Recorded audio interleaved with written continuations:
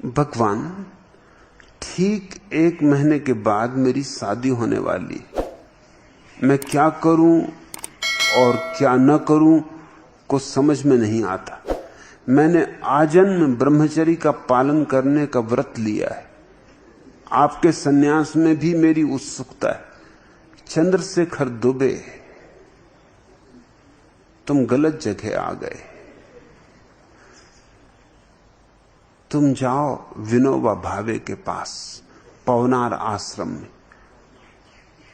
वहां तुम्हें सम्यक मार्गदर्शन मिलेगा। यहां तो मैं तुम्हें भटका दूंगा। पहले से चेता देता हूं, फिर पीछे मुझसे मत कहना। यूं हुआ कि विनोबा का एक आश्रम है बिहार में, समन्वय आश्रम, बोधगया में। उस आश्रम के संयोजक मेरे प्रेम में पड़ गए। उन्होंने मेरा एक शिविर आश्रम में रख लिया। विनोबा को जब पता चला तब तो वो बहुत नाराज हुए, क्योंकि विनोबा तो मेरी किताबों को भी पवनार आश्रम में जहां वो रहते हैं प्रवेश नहीं करने देते। आश्रमवासी मेरी किताब में चोरी से पढ़ते और मेरा शिविर उनके आश्रम में हो ये उनको बाद में पता चला।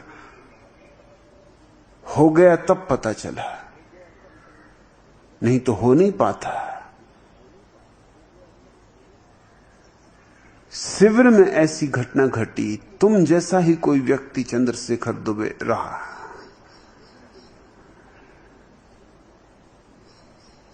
विनोबा तो हर किसी को व्रत दिला देते, आजन्म ब्रह्मचर्य का। जिसने अभी वासना नहीं जानी उसे ब्रह्मचर्य का व्रत दिलाओगे, इससे ज्यादा और मूढ़ता की बात कुछ भी नहीं हो सकती। जिसने अभी स्वाद ही नहीं लिया वासना का कि कड़वी है कि मीठी, उसको तुमने व्रत दिलवा दिया। और आजन से कम तो वो बात ही नहीं करती। हर चीज आजन।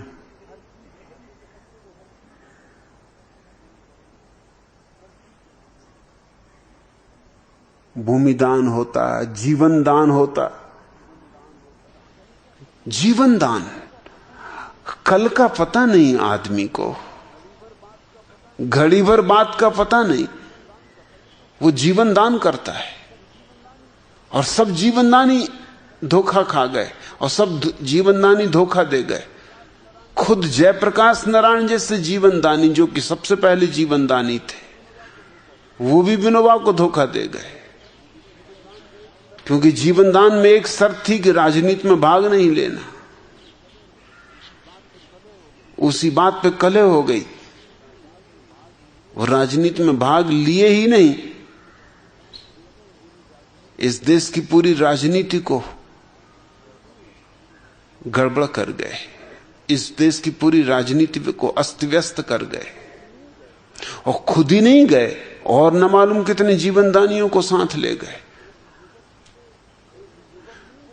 एक युवक को और एक युवती को, दोनों को आजन्म ब्रह्मचर्य का व्रत दिलवा दिया। अब उन्हें कुछ पता भी नहीं कि क्या अब ब्रह्मचर्य है और क्या ब्रह्मचर्य। विनोबा ने कहा तो ठीक ही कहते होंगे। विनोबा प्रभावित थे, व्रत ले लिया। और व्रत लेने का एक मजा होता है। भीड़ में अहंकार की तृप्ति होती, लोग तालियां पीटते हैं, फूल मालाएं लोगों ने पहनाई, मजा आ गया।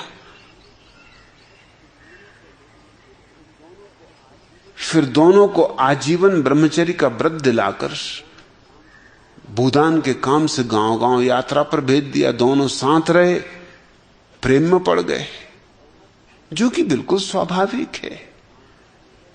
साथ उठे, साथ बैठे, साथ चले, साथ सफर किया।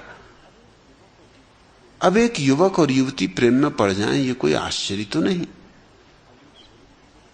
अब उनको बड़ी झंझट हुई दोनों को, क्योंकि दोनों आजन्म ब्रह्मचर्य का व्रत ले चुके। अब दोनों की इच्छा विवाह करने की, तो अब क्या करना? तो जाके विनोबा को ही उन्होंने प्रार्थना की कि आपने हमें व्रत दिलवा दिया और हमें तो विवाह की इच्छा होती दोनों की, हम दोनों प्रेम में पड़ गए। पहले तो विनोबा ने बहुत समझाया बुझाया कि इस तरह व्रत नहीं तोड़ते, ये महापाप है, ये संकल्पहीनता है, इससे आत्मा का पतन होगा। मगर वो तो सब राजी थे, आत्मा का पतन हो तो हो जाए, महापाप हो तो हो जाए। और मैं नहीं मानता कि कुछ गलती की उन्होंने, कुछ भूल की, ये बिल्कुल स्वाभाविक है। एक उम्र है जबकि प्रेम होगा, होना चाहिए। ना हो तो ही कुछ गड़बड़ है, ना हो तो कुछ विकृति है, ना हो तो कुछ बात रुग्ण है। ये तो स्वस्थ लक्षण था। मगर विनोबा ने बहुत अपराध भाव पैदा करवा दिया। फिर भी नहीं माने वो दोनों, तो उनका विवाह भी करवा दिया। अपनी ही उपस्थिति में भूदान सम्मेलन में उनका विवाह करवा दिया। और जब दोनों का विवाह हो गया, दोनों आशीर्वाद लेने आए, तो आशीर्वाद देते समय कहा कि अब तुम दोनों अपना आजीवन ब्रह्मचर्य का व्रत छोड़ना मत। अब भीड़ के सामने विनोबा ने फिर कहा, सोन ने फिर हां भर दिया, सिर हिला दिया कि ठीक। फिर ताली पिटी, फिर फूल मालाएं पहनाई गई कि ये और भी ऊंची बात हुई कि अब विवाह भी हो गया और आजीवन ब्रह्मचर्य का व्रत। तो दोनों दुनिया सधी, ये दुनिया भी और वो दुनिया भी, ये पार भी रहे और उस पार भी पहुंच गए। अब इनकी मुसीबत तुम समझ सकते हो। और सीधे साधे युवक थे, ग्रामीण युवक और ग्रामीण युवती थी। चालबाज होते, बेईमान होते, होशियार होते, विश्वविद्यालय में पढ़े लिखे होते, तो साध लेते, दोनों भी पाखंडी हो जाते। ऊपर ऊपर दिखाते कि ब्रह्मचर्य चल रहा है और भीतर भीतर जो चलना था चलता। मगर सीधे साधे ग्रामीण थे तो बड़ी दिक्कत में पड़ गए। अब विवाह के बाद ब्रह्मचर्य कैसे सधे? और अगर ब्रह्मचर्य ही साधना था तो इस विवाह की जरूरत क्या थी? ये तो बिना ही विवाह के सध सकता था। कोई ब्रह्मचर्य साधने के लिए विवाह आवश्यक नहीं था, न इससे कुछ सहयोग मिलने वाला था। तब इतना कष्ट उनको हो गया कि जब मैं आश्रम गया तो उन दोनों ने मुझसे निवेदन किया कि हम बिल्कुल पागल हुए जा रहे हैं, हालत हमारी इतनी बुरी हो गई कि हमने निवेदन किया तो विनोबा ने कहा तुम एक काम करो कि अगर तुमसे नहीं संभलता है तो दोनों अलग अलग कमरों में रहो। और लड़की को कहा कि तू अपनी तरफ से ताला लगा के और चाबी उस तरफ फेंक दिया कर खिड़की में से, सो चाबी उस तरफ रहेगी, ताला तेरी तरफ रहेगा, तो न ये खोल सकता न तू खोल सकती। सो वो यही काम कर रहे थे बेचारे, ताला लगा के चाबी उधर फेंक दें, एक के पास चाबी एक के पास ताला, ब्रह्मचर्य सधे गई। मगर ऐसे कहीं ब्रह्मचर्य साधने का कोई अर्थ हो सकता है? अब अगर वो दोनों पगला रहे थे तो कुछ आश्चर्य नहीं था। न रात नींद आए, न दिन चैन। एक अपना ताला पकड़ा बैठा है, एक अपना चाबी पकड़े बैठा है।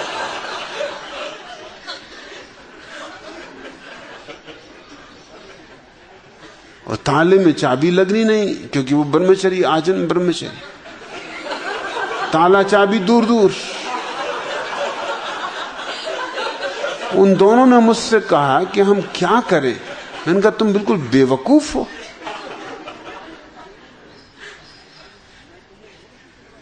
मैं तुम्हें मुक्ति दिलवा देता हूं, ताली बजवानी है ना, तो मेरे शिविर में आए लोग ताली बजाएंगे। फूलमाला पहनी है, फूलमाला पहना देंगे। उन्होंने तुम्हें व्रत दिलवाया, ये बंधन हो गया। मैं तुम्हें मुक्ति दिलवाता हूं व्रत से। सो मैंने उनकी मुक्ति करवा दी और मैंने कहा ताला चाबी मुझको दे दो, झंझट खत्म करो।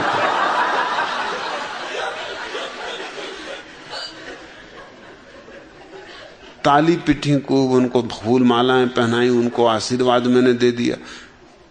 फिर विनोबा बहुत नाराज हुए जब उनको पता चला कि उन्होंने कहा कि उनका शिविर ही यहां नहीं रखना था, अब इन दोनों को भ्रष्ट कर दिया। चंद्रशेखर दुबे, तुम एक तरफ तो कहते हो कि मैंने आजन ब्रह्मचर्य पालन करने का व्रत ले लिया है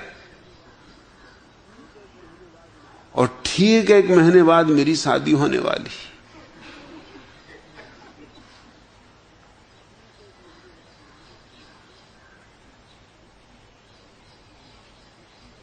अब तुम खुद भी झंझट में पड़ोगे और किसी गरीब लड़की को भी झंझट में डालोगे।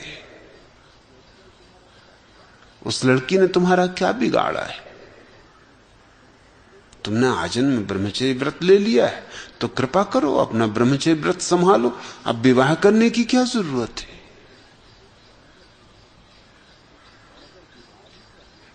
और अगर विवाह ही करना है तो ये आजन ब्रह्मचर्य व्रत किस लिए लिया है? और लेने वाले तुम हो तो मालिक तुम हो, लिया तो तोड़ दिया। अरे जब ले सकते हो तो तोड़ भी सकते हो। अपने दिल की बात है। टोपी पहन ली, उतार दी, जूते पहन लिए, निकाल दिए। अब ये थोड़ी दफा जूते पहन लिए तो पहने ही रहे कि अब निकालें कैसे, पहन लिए कि अब टोपी पहन ली तो उतारें कैसे। व्रत लिया है, किसी भूल चूक में ले बैठे, छोड़ो। और मैं नहीं मानता कि व्रत कुछ टिकने वाला या किसी अर्थ का है। और तुम्हें मेरे सन्यास में भी उत्सुकता है? तुम्हें बिल्कुल पागल ही होना है क्या है? मतलब 2 ही टांगे हैं तुम्हारे पास या 3 टांगे? 3 तरफ कैसे जाओगे? ऐसे तो 2 टांगों से भी 2 तरफ जाना मुश्किल है। एक तो विवाह, फिर ब्रह्मचर्य, फिर मेरा सन्यास।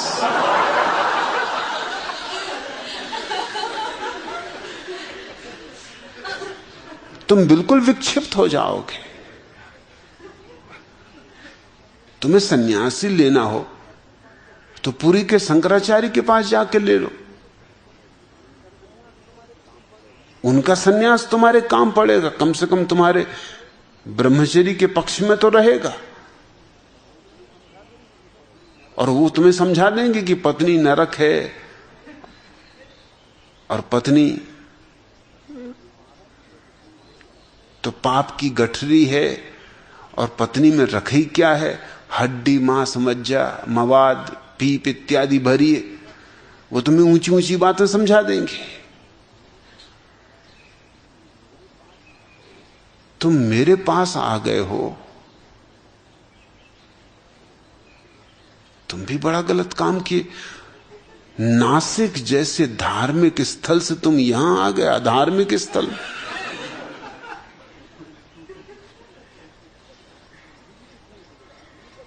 अभी भी कुछ नहीं बिगड़ा है, निकल भागो। कहते हो कि मेरे सन्यास में भी तुम्हारी उत्सुकता है। अगर मेरे सन्यास में उत्सुकता है तो फिर तुम्हें थोड़ा समझना पड़ेगा। फिर मूढ़ताओं में पड़ने की मैं सलाह नहीं दूंगा। पहली तो बात यह, आजन ब्रह्मचर्य की बकवास बंद करो। ब्रह्मचर्य आता है, थोपा नहीं जाता। ब्रह्मचर्य कोई व्रत नहीं है, जीवन के अनुभव का निचोड़ है। पहले जीवन को जियो तो। आ जाएगा ब्रह्मचर्य, लेकिन पहले जीवन को जियो तो। जीवन के कड़वे मीठे घूंट तो पियो। अभी कोई दूसरा तुमसे कहेगा, उसका क्या मूल्य है?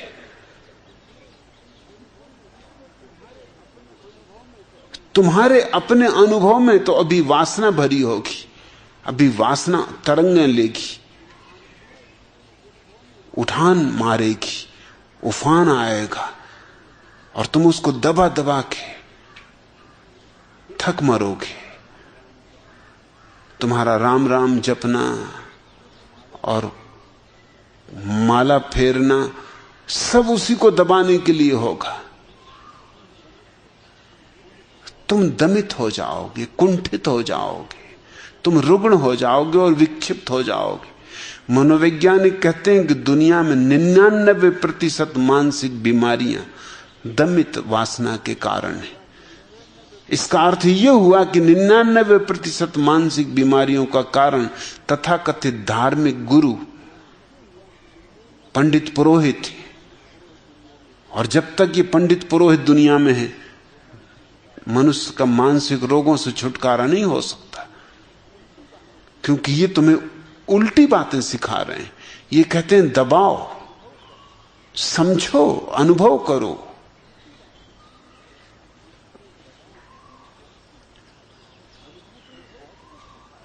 अनुभव तुम्हें बहुत कुछ सिखाएगा।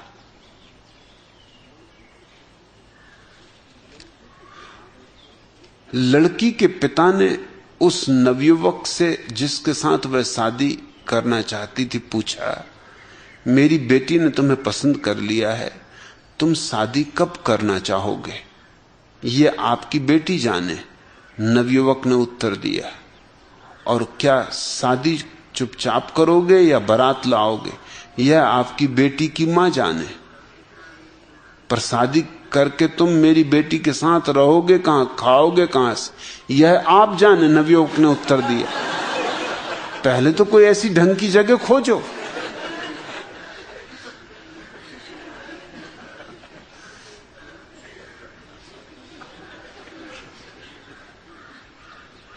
एक स्त्री ने अपने पति से कहा, जब भी आप किसी खूबसूरत लड़की को देखते हैं तो ये भूल जाते हैं कि आप विवाहित हैं। भूलता कहां हूं? उस समय तो ये एहसास और भी तीव्र हो उठता है। पति ने उत्तर दिया कि हाय, मैं विवाहित हूं। कि हे राम, किस दुर्भाग्य के क्षण में विवाहित हो गया। पहले इन कष्टों से गुजरो। पत्नी अपने पति से कह रही थी, सुनो जी, आपने इतना बढ़िया खाना बनाना कहां से सीखा? अपनी मां से क्या? पत्नी ने कहा, नहीं नहीं, अपने पिताजी से। कुछ गुजरो।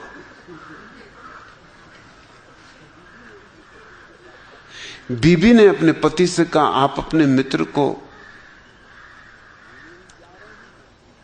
भूले ही जा रहे हैं क्या?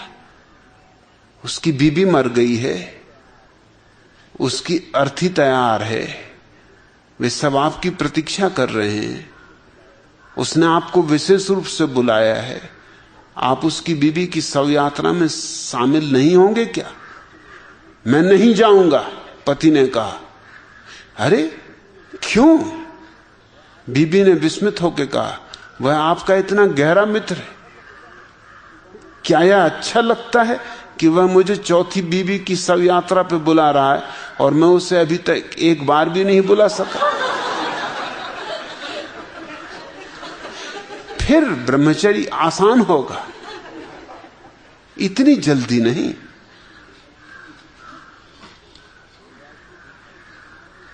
मुरारजी देसाई के संबंध में सुना है कि सत्ता छिन जाने के बाद वे चमचों से इस तरह घबराने लगे हैं कि खाने की मेज पर भी चमचों के बजाय हाथ से खाने लगे। अनुभव बड़ी चीज है।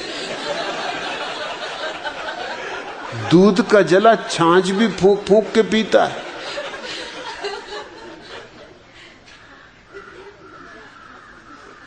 एक महिला अपने पड़ोसिन से पूछ रही थी कि आप अपनी सेहत का राज बता सकती। मैं जब अपने पति के पीने के लिए दूध लेकर जाती हूं तो किसी बात पर उनसे लड़ बैठती हूं, तब वे क्रोध में आके कह देते हैं कि मैं दूध नहीं पीऊंगा, बस मैं दूध पी जाती हूं। पड़ोसन ने कहा।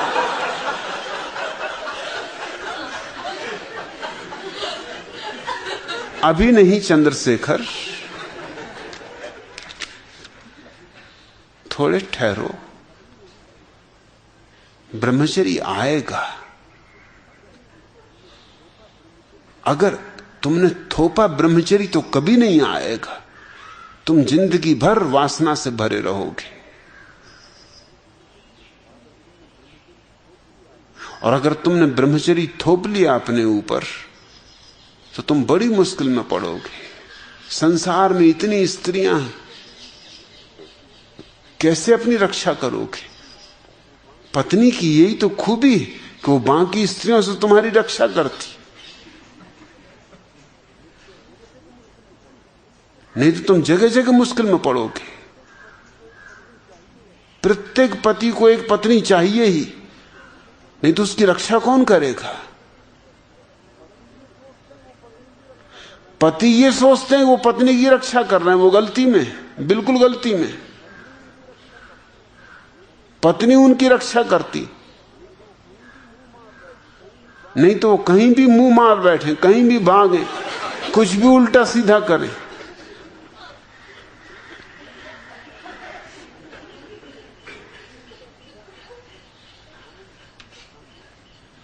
आनंद अमृता ने एक प्यारी और सच्ची घटना लिखकर भेजी। अमृता अमेरिका से अपना सब कुछ छोड़ छाड़ कर यहां आ गई।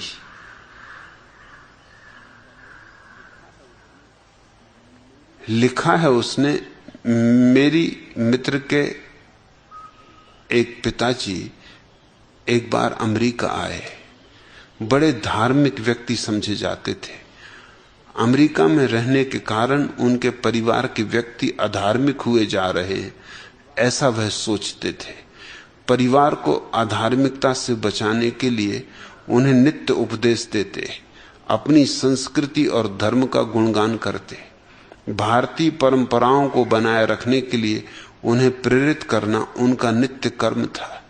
परिवार वाले किसी भी भांति वृद्ध पिताजी के उपदेशों को गले से उतारते। कुछ महीनों के पश्चात उन्होंने अचानक धार्मिक भाषण बंद कर दिया। पूछने पर भी चुप रह जाते। गजब की चुप्पी साध ली थी उन्होंने। सभी हैरान थे, मामला क्या है, समझ में कुछ ना आ रहा था। वे एक खिड़की पे बैठ जाते और अपना जाप करते रहते। ओंठ हिलते दिखाई देते। जप करते समय आंखों के सामने अखबार न जाने वे क्यों रखने लगे और अखबार को निरंतर आंखों के सामने ऊपर नीचे करते रहते। परिवार वाले कुछ बेचैन हुए कि वृद्ध पिताजी को यह कोई रोग तो नहीं हो गया। उनकी बेचैनी को पिताजी ने भांप लिया। उन्होंने अखबार ऊपर नीचे करना बंद कर दिया, पर उसमें एक छेद कर लिया। अब तो सबकी हैरानी की सीमा न रही। भगवान, आप बता सकते हैं कि खिड़की के सामने क्या था? उस छेद में से वे क्या देख रहे थे? सामने के बंगले में पड़ोसी की युवा कन्याएं सूर्य स्नान करती होती थी। वो सारी संस्कृति और सारा धर्म मिट्टी में मिल गया। अब वो अखबार में छेद करके ये सत्संग कर रहे हैं, राम राम जप रहे हैं। थोपा होगा जबरदस्ती अपने ऊपर सारा धर्म। इस देश में अधिक लोगों की ये दुर्दशा है, लोग थोपे हुए हैं। मैं जबरदस्ती किसी भी चीज के थोपने के विरोध में हूं।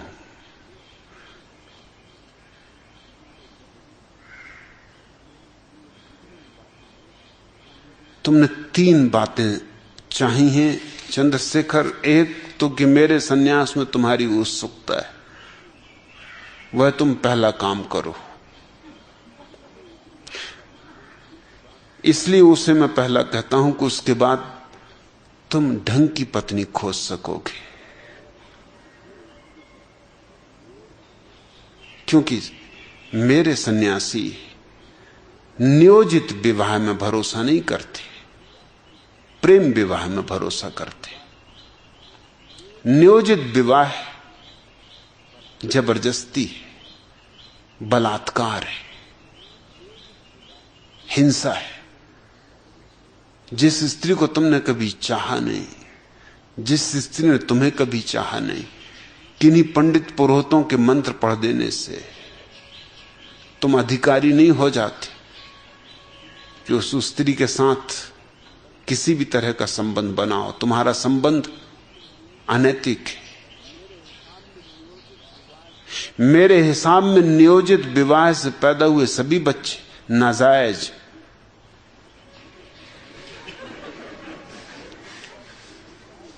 सात चक्कर लगा लिए, इससे जायज हो गए बच्चे। सात क्या, तुम 70 लगा लो चक्कर। चक्कर में क्या रखा है, घन चक्कर पैदा होंगे।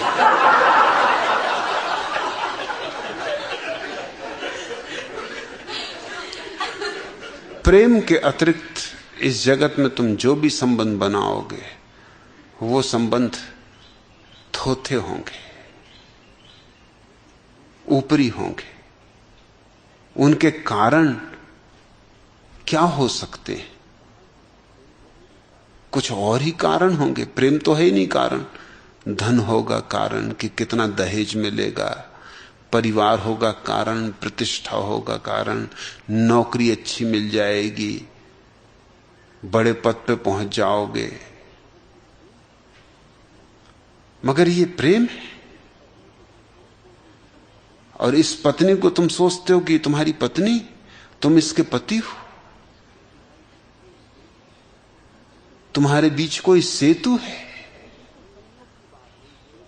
इसलिए बिल्कुल संयोग की बात है, इस देश में अगर 100 में से एक जोड़ा भी सच में जोड़ा मिल जाए तो वो बिल्कुल संयोगिक बात है। 99 जोड़े तो झूठे हैं। इसलिए उनकी जिंदगी कलह ही कलह में बीतती है।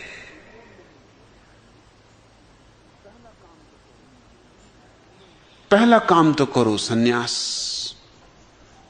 फिर दूसरा काम, तुम्हारे जीवन में जब प्रेम उदय हो, किसी से तुम्हारा लगाव बने, ऐसा लगे कि किसी के साथ रहने का रस है, किसी के साथ तुम रहना चाहो, इसकी अदम्य आकांक्षा उठे, तो जरूर साथ रहो। उस साथ रहने को ही मैं विवाह कहता हूं, और विवाह का कोई अर्थ नहीं है। और तब तक ही साथ रहो जब तक कि तुम्हारे भीतर ये प्रेम की धारा बहती रहे। जिस दिन तुम पाओगे प्रेम की धारा सूख गई है, उसके बाद जबरदस्ती ना करो। उसके बाद क्षमा मांग लो कि बात समाप्त हो गई। जिस प्रेम के कारण हम इकट्ठे हुए थे, वो प्रेम तुरंत हो गया। और इस भ्रांति में मत रहना कि सच्चा प्रेम कभी नहीं मरता। जितना सच्चा हो उतने जल्दी मर जाता है। झूठे फूल टिकते हैं, सच्चे फूल सुबह खिलते हैं, सांझ समाप्त हो जाते। सच्चाई में एक गहराई तो होती है, लंबाई नहीं होती। झूठ में लंबाई तो होती है, गहराई नहीं होती। और इसलिए विवाह टिकता है, विवाह टिकाऊ है। प्रेम विवाह के लिए इसीलिए सदियों से लोगों ने, होशियार लोगों ने, समझदार लोगों ने, चालबाज लोगों ने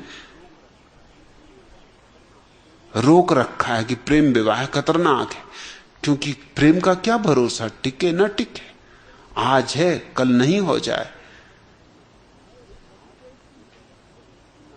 ये आग ऐसी कि न लगाए लगे न बुझाए बुझे।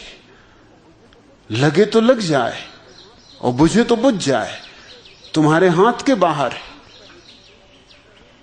ये बेबूझ पहेली, मगर प्रेम की बेबूझ पहेली से ही तुम्हारे कदम परमात्मा की तरफ उठते, क्योंकि परमात्मा और भी बड़ी बेबूझ पहेली है।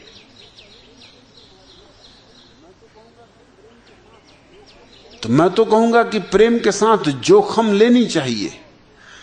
ये टिकाऊपन का जो भाव है, ये जो बाजारूपन है दिमाग में कि चीजें स्थायी होनी चाहिए, ये व्यवसायी बुद्धि के लक्षण है। और व्यवसायी बुद्धि का आदमी जगत में कुछ भी नहीं पाता।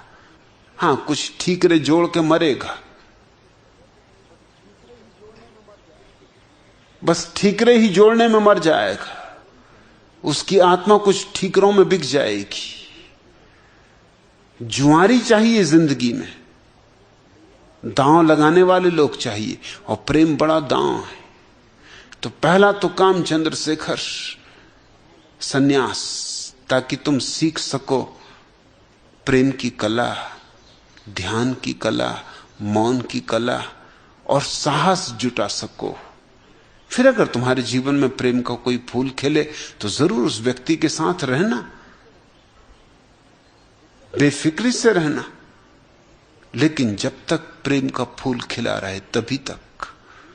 जब प्रेम विदा हो जाए तो एक क्षण को भी झूठ को मत खींचना, झूठ को मत दोहराना, क्योंकि जो झूठ को दोहराता है झूठ हो जाता है। जो झूठ को थोपे रखता है वो धीरे धीरे मुर्दा हो जाता, मर जाता है, पाखंडी हो जाता है। जिससे प्रेम नहीं उससे कहना पड़ता है कि प्रेम है, बताना पड़ता है कि प्रेम है, दिखाना पड़ता है कि प्रेम है, हजार उपाय करने पड़ते हैं, क्योंकि अब प्रेम तो रहा नहीं। प्रेम हो तो पर्याप्त है, न साड़ी लानी पड़ती, न फूल के गुलदस्ते लाने पड़ते, न हार खरीदने पड़ते, प्रेम काफी है। प्रेम की हवा और गंध और जब प्रेम मर जाता है तो फिर साड़ी लाओ, गहने लाओ, उपहार लाओ, फिर किसी तरह से पूर्ति करो। वो जो मर गया है प्रेम, उसकी जगह कुछ थोथे उपकरण जुटाओ, धोखा बनाए रखो कि प्रेम है, क्योंकि कभी वायदा किया था, अब वायदे से मुकरना कैसा है। लेकिन तुम कर क्या सकते हो? ये आग ऐसी है कि न तुम लगा सकते न तुम बुझा सकते, तुम बेबस हो। प्रेम तुमसे बहुत बड़ा है, बाढ़ की तरह आता है और कब चला गया पता नहीं। टिक जाए, न टिके न टिके। मगर जिसने प्रेम को जिया है उसके सुख दुख दोनों भोगे, दोनों हैं।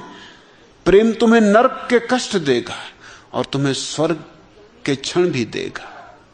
तुम्हें ऊंचाइयों से ऊंचाइयों पर उड़ाएगा और तुम्हें नीचाइयों से नीचाइयों पर ले जाएगा। तुम्हें गहरे से गहरे अंधकार में गिराएगा और तुम्हें प्रकाशोज्वल शिखरों पर भी उठाएगा। प्रेम की जड़ें हैं जो पाताल तक जाती और प्रेम की शाखाएं हैं जो आकाश तक जाती। इन दोनों को जानने के बाद इस अनुभव की परिपक्वता से ब्रह्मचर्य का उदय होता है। ब्रह्मचर्य का अर्थ यह होता है, प्रेम ने तुम्हें इतना पका दिया कि अब तुम्हें प्रेम भी बचकाना मालूम पड़ने लगा। अब तुम्हारा घड़ा कच्चा ना रहा, पक गया। अब तुम उस आग से गुजर गए जो पका देती। अब तुम्हारे जीवन में अगर ब्रह्मचर्य होगा तो ये ब्रह्मचर्य जबरदस्ती नहीं होगी, थोपा हुआ नहीं होगा, आरोपित नहीं होगा, ये सहज होगा, स्वस्फूर्त होगा। और जब स्वस्फूर्त ब्रह्मचर्य होता है तो व्रत नहीं होता। ध्यान रखना, व्रत का अर्थ होता है थोपा हुआ। मैं व्रतों का विरोधी हूं, मैं सहजता का पक्षपाती हूं। मेरे लिए सहजता ही साधुता है और सहजता के साथ बहने का नाम समर्पण है। और सहजता के लिए जो भी चुकाना पड़े उसको चुकाने की तैयारी संन्यास है। जीवन भी जाए तो जाए, मगर असहज मत होना। तो एक दिन जरूर ब्रह्मचर्य का फूल तुम्हारे जीवन में खिलेगा, मगर उसकी खिलने की पूरी प्रक्रिया है। आज तुम चाहो कि आजीवन ब्रह्मचर्य का व्रत लेके बैठ जाओ तो तुम कष्ट पाओगे। मैं तुम्हें ऐसे कार्य में कोई सहयोग नहीं दे सकता। तुम्हें ऐसे कार्य में सहयोग चाहिए तो पुरी के शंकराचार्य जैसे आदमी ठीक रहेंगे, या विनोबा भावे के पास चले जाओ, या इस देश में कुछ कमी है, मुक्तानंद, अखंडानंद, ढेर लोग हैं। एक मुझको छोड़कर तुम कहीं भी जाओ, मैंने तुमसे जो कहा है वो तुमसे कोई भी नहीं कहेगा, क्योंकि मुझे न किसी परंपरा के पालन की इच्छा है, न किसी परंपरा के पोषण का कोई भाव है। मैं तो सच जैसा है, मेरे लिए सत्य जैसा है, वैसा ही तुमसे निवेदन कर देता हूं। उसमें रत्ती भर भेद नहीं करना चाहता।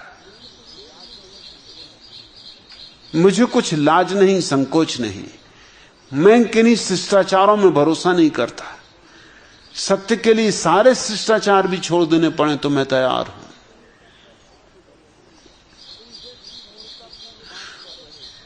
तुम जैसी मूढ़तापूर्ण बात कर रहे हो, इसके लिए तो तुम्हें पुरी के शंकराचार्य जैसे व्यक्ति ही समर्थन कर सकते।